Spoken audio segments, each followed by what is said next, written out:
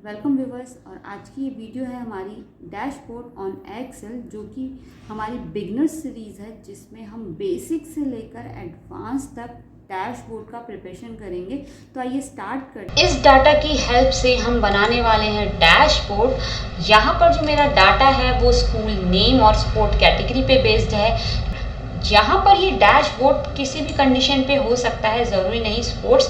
आप किसी भी कंपनी की सेल्स को शो कर सकते हैं, किसी भी कंपनी की फाइनेंशियल पोजीशन को शो कर सकते हैं। तो ये डैशबोर्ड आप बहुत ही इजी तरीके से बना सकते हैं। इस डैशबोर्ड को बनाने के लिए मैंने किसी भी बाहरी टूल का यूज़ नहीं किया है, सब कुछ मुझे एक्सेल पे ही अवेलेबल है। तो आइए स्टार्ट करते हैं किस तरह से हम इसे करेंगे। तो व्यूवर्स, यहाँ पे मैंने एक स्कूल का डाटा लिया है। उस स्कूल के डाटा में मैंने कुछ स्कूल के नाम लिखे हैं यहाँ पर, और उनमें होने वाले स्पोर्ट्स की कैटेगरीज को लिखा है यहाँ पे।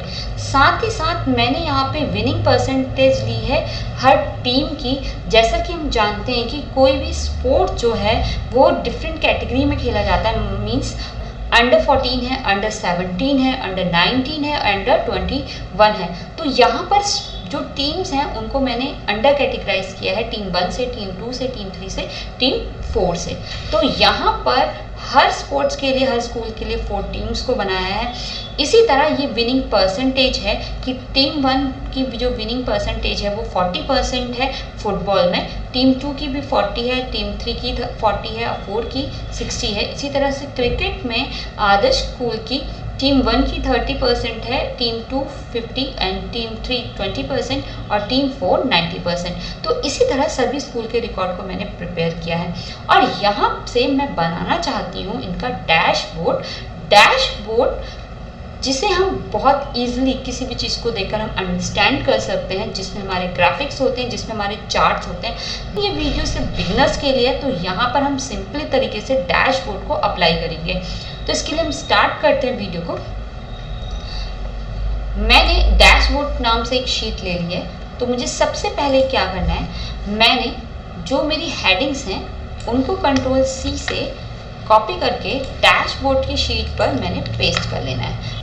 तो हेडिंग्स को मैंने पेस्ट कर लिया है। अब यहाँ पे मुझे ड्रॉप डाउन लिस्ट बनानी है स्पोर्ट्स नेम से। तो क्या करना है, आपको यहाँ पर सेल को सिलेक्ट करना है और आपको जाना है डाटा में, डाटा वैलिडेशन अप्लाई करना है। डाटा वैलिडेशन के अंदर आप इसे करेंगे लिस्ट, और सोर्स में आपको डालना है स्पोर्ट्स के नेम। तो स्पोर्ट्स के जो नेम हैं, जो भी आपने दिए हैं, वो आप यहाँ पे लिखेंगे। First one cricket, second football and comma लगा के, third one is volleyball. Then मैं इसे करूंगी ओके। तो अब आप यहाँ पे देखेंगे ड्रॉप डाउन लिस्ट अप्लाई हो चुकी है। जो भी आप यहाँ पर गेम को एंटर कराते हैं वो यहाँ पर आ जाएगा। ठीक है, यहाँ पे मैंने स्पोर्ट्स को तो एंटर करा लिया। तो अब मुझे इनकी एवरेज निकालनी है विनिंग की। तो यहाँ पर मुझे क्या करना है, इक्वल एवरेज इफ, टैब को मैं प्रेस करूंगी। टैब प्रेस करने के बाद आप देखेंगे यहाँ पे आ रहा है रेंज। तो रेंज क्या लेनी है, तो यहाँ पर जो रेंज रहेगी वो रहेगी स्पोर्ट्स की। तो इसके लिए मैं आऊँगी शीट 1 पे और अपने स्पोर्ट्स कॉलम को यहाँ से एंटर कराऊंगी। देन मुझे यहाँ पे अप्लाई करना है कॉमा। तो अब मुझे लेना है क्राइटेरिया में क्या होगा, मैं आप डैशबोर्ड की शीट पे आऊँगी। तो यहाँ पर मैंने जो फुटबॉल है ये एंटर करा रखा है, तो इस पर मैं क्लिक करूँगी। देन यहाँ पे अगेन मैं कॉमा। तो अगला है एवरेज रेंज। तो एवरेज रेंज मुझे कहाँ से निकालनी है, टीम 1 की निकालनी है। शीट 1 पे आना है और यहाँ से मुझे टीम 1 जो है उसे एंटर कराना है और ब्रैकेट को क्लोज करना है और एंटर। तो आप यहाँ पे देखेंगे इसका एवरेज जो है वो इंसर्ट हो गया।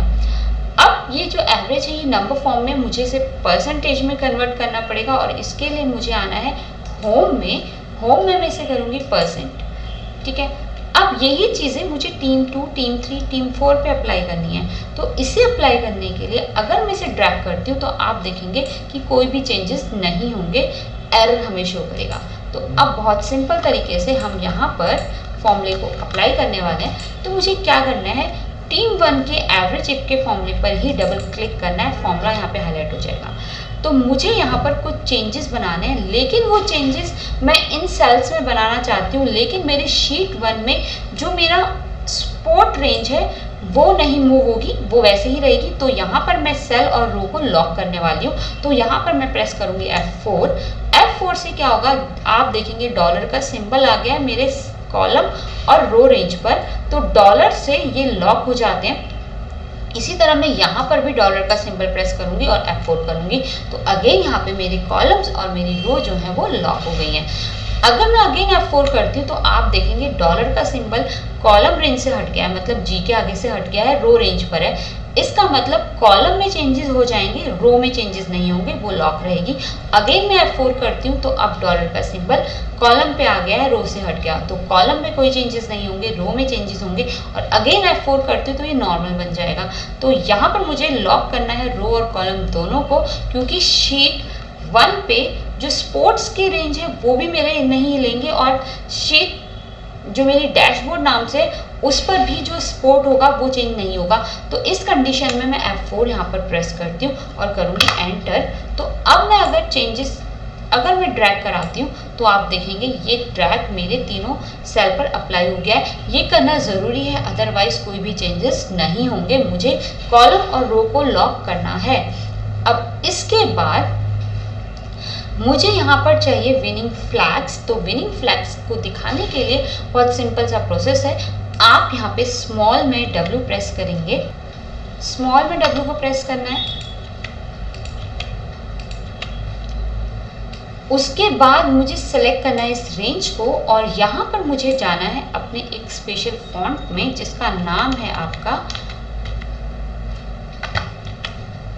वेडिंग्स। तो इसको जैसे ही मैंने लिया तो आप देखेंगे ये आपके फ्लैग्स में कन्वर्ट हो चुका है। तो यहाँ पर अब हमने क्या करना है, इन फ्लैग्स को अगर हमें बड़ा करना है तो हम बड़ा कर लेते हैं। इसी तरह से अब इन फ्लैग्स के कलर में चेंजेस करना है। अगर आप देखेंगे अभी मैं स्पोर्ट्स में कोई भी चेंजेस कर रही हूँ तो इन सभी फ्लैग्स का जो कलर है वो सेम है। तो यहाँ पर अब मैं रेंज को अप्लाई करने वाली हूँ। रेंज को अप्लाई करने के लिए सबसे पहले आप टीम 1 के फ्लैग पर क्लिक करेंगे, और इसके साथ ही मैं जाऊँगी कंडीशनल फॉर्मेटिंग में और यहाँ पर करूँगी न्यू रूल, क्योंकि यहाँ पर जो रूल है मुझे बनाना है। तो यहाँ पर हम करेंगे use a formula to determine which cell to format, और यहाँ पर डालेंगे कंडीशन। तो पहली कंडीशन है equal team 1 less than and equals to 40%, और यहाँ से मुझे इस डॉलर के सिंबल को हटाना है क्योंकि मेरा कॉलम लॉक है, चेंजेस नहीं होंगे। तो यहाँ पर इस कॉलम को अनलॉक करते हुए डॉलर के सिंबल को हमने हटा देना है, और देन हम जाएंगे फॉर्मेट में हम आएंगे ऑटोमेटिक, और यहाँ पे हम देंगे कलर और इसको हम करेंगे ओके, और यहाँ से भी ओके। तो अब हम देखते हैं कि हमारे इसमें किसी में चेंजेस हुए हैं। तो इस तरह से देखिए मेरे जो फुटबॉल है उसमें चेंजेस आए हैं, क्योंकि यहाँ पे 35% से 40 से कम है, 35% है। इसी तरह से अगर दूसरी कंडीशन को अप्लाई करना है तो अगेन आप क्लिक करेंगे, कंडीशन फॉर्मेटिंग में जाएंगे, न्यू रूल करेंगे, यूज फॉर्मूला करेंगे, और यहाँ पर अब मैं कंडीशन डालूंगी। कंडीशन मेरी 2 की आएगी, तो यहाँ पर मुझे एंड को यूज़ करना है, और एंड इसलिए यूज़ करना है इक्वल एंड ब्रैकेट ओपन। मैं कह रही हूँ जो टीम 1 है अगर उसकी percentage equal 40%, then comma, then team 1 पे क्लिक करेंगे, लेस देन 60%, और इसको हम करेंगे बंद। अगेन यहाँ से मुझे डॉलर्स के जो सिंबल्स हैं इनको हटाना पड़ेगा क्योंकि मुझे कॉलम्स को अनलॉक करना है, और यहाँ से हम फॉर्मेट में जाएंगे ऑटोमेटिक करते हुए इसके कलर को हम असाइन करेंगे। तो एक कलर असाइन कर देते हैं, देन ओके, और इसे ओके। तो अब हम देखते हैं तो यहाँ पर क्या क्या चेंजेस मेरे अप्लाई हो रहे हैं। क्रिकेट में आप देखेंगे तो सिलेक्शन बनाना है मैंने सभी चेंजेस करते हुए, तो आप यहाँ पे देखेंगे कि मेरी दोनों कंडीशन से जो चेंजेस हैं वो अप्लाई हो गए हैं। अगेन मुझे क्या करना है, मैं यहाँ पे फिर से क्लिक करूँगी फॉर्मेट कंडीशन में, न्यू रूल, यहाँ पर अगेन, और लास्ट कंडीशन अप्लाई करनी है जो कि सिंगल है, तो equal team1 greater than and equals to 60%, और यहाँ पर अगेन हम डॉलर के सिंबल को हटा देंगे और यहाँ से हम करेंगे फॉर्मेट करने के बाद मैं यहाँ पर इसे एक ग्रीन कलर साइन करती हूँ, देन ओके। तो उसके बाद हुए चेंजेस हम यहाँ पे देखते हैं, ट्रैक से सिलेक्शन बना लेना है ताकि मेरे सभी में हुए चेंजेस मुझे शो करे,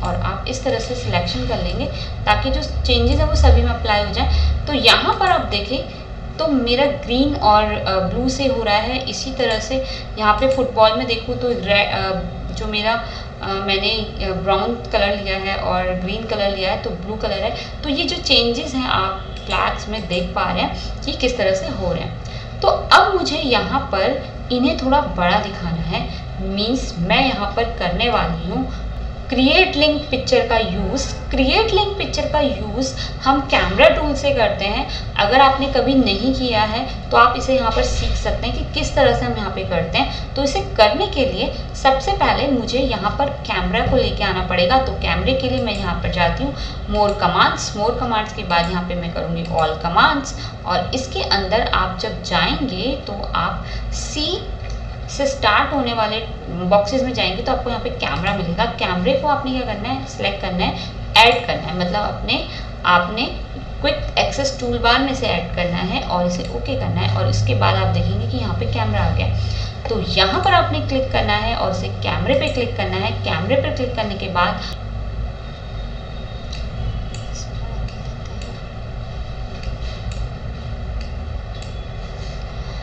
तो क्रॉप हम करेंगे। क्रॉप करने के बाद इन एरिया रेंज को हम सिलेक्ट कर लेंगे जितना जितना हमने इसे रखना है, और वेस्ट जो मार्जिन है उसे हम यहाँ से हटा देंगे और इसे करेंगे स्किप। तो हमारा ये क्रॉप हो चुका है।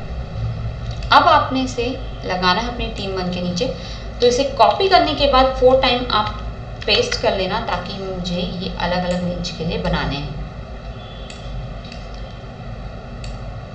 तो यहाँ पे करने के बाद लेकिन आप देख रहे हैं कि जो कलर्स हैं वो सबके सेम आ रहे हैं। अब मुझे क्या करना है, तो team1 के लिए यहाँ पे मेरा जो सेल है वो H है, इसी तरह मैं यहाँ पर आऊँगी और यहाँ पर जो मेरा सेल है वो है I। तो इसको मैं करूँगी चेंज और से करूँगी I, तो एंटर। आप देखेंगे इसका कलर चेंज होगा। अगेन यहाँ पर आऊँगी और यहाँ पर है मेरा J, तो J एंटर, और इसी तरह से यहाँ पर आऊँगी तो इसे मैं करूँगी K, देन एंटर। तो अब आप देखेंगे तो ये के लिए साइड में चले जा रहा है, कोई बात नहीं। तो इस तरह से हमने इसे प्रिपेयर करा है। तो स्क्रीनशॉट में कुछ गड़बड़ हुई होगी कैप्चर में, तो आप देखेंगे चेंजेस हो गए हैं। साथ ही साथ जब आप इन्हें चेंज कर रहे हैं तो आप यहाँ से भी इन्हें देख सकते हैं। तो बहुत सिंपल तरीके से हमने यहाँ पे डैशबोर्ड बनाया है। अभी हमने कोई चार्ट प्रिपेयर नहीं करा, ये बिगनर्स के लिए है। इसमें आपने छोटी छोटी बातों का ध्यान रखना है। छोटी छोटी बातों का ध्यान इसलिए रखना है, कोई सेल कोई कॉलम लॉक नहीं कर रहे हैं तो चेंजेस अप्लाई नहीं होंगे। तो मेन जो चीज़ है यहाँ पर इन्हीं बातों का ध्यान देना है आपने।